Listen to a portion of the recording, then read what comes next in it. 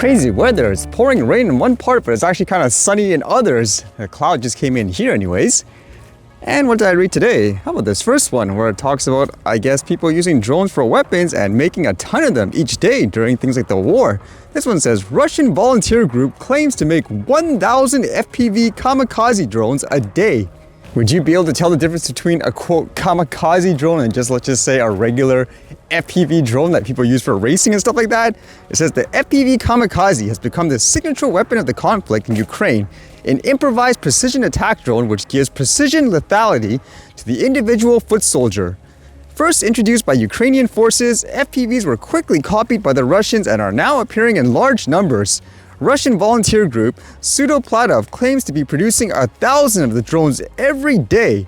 And they mentioned how there is this video, I guess, showing them of the process in general.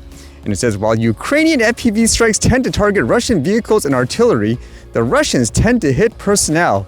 Pseudoplatov claims in the 3 months since they started large-scale productions, they have destroyed 49,496 enemy personnel and hit 3,700 firing positions, trenches, bunkers, and dugouts, as well as 630 vehicles and pieces of equipment.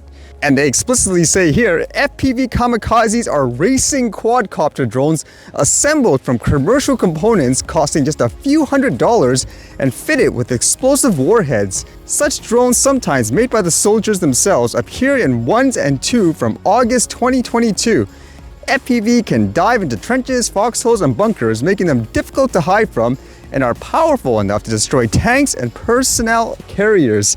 So it makes you wonder, like there, can you tell a difference just between a quote, I guess, someone flying an FPV drone for fun versus someone using it as a weapon? Are people going to say more over-the-top regulations or using, for example, basic common sense and logic like we do for a lot of other things in life anyways?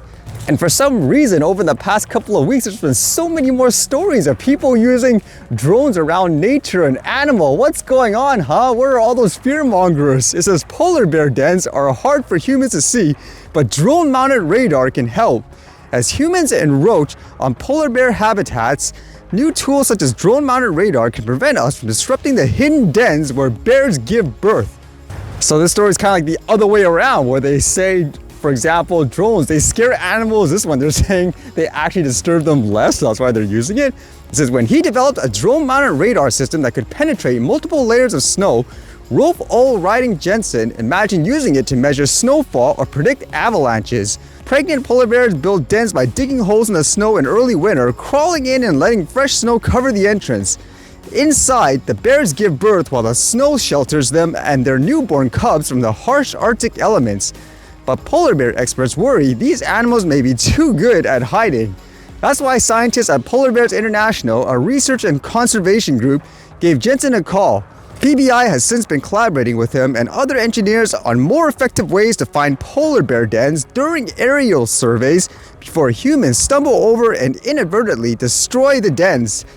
It just makes you wonder again, do you let those people get away with it that tried to drone police everyone, saying never use it in these situations ever and so forth? Because realistically, again, it comes down to what you're using and how. Again, you should be worried about stuff like this. This one says, Crimean bridge closed for record time due to drone attack. Completely different situation, huh? It says here, a record number of drones attacked Russian-occupied Crimea on the night of December 5th. In total, the Russian Ministry of Defense observed 35 UAVs.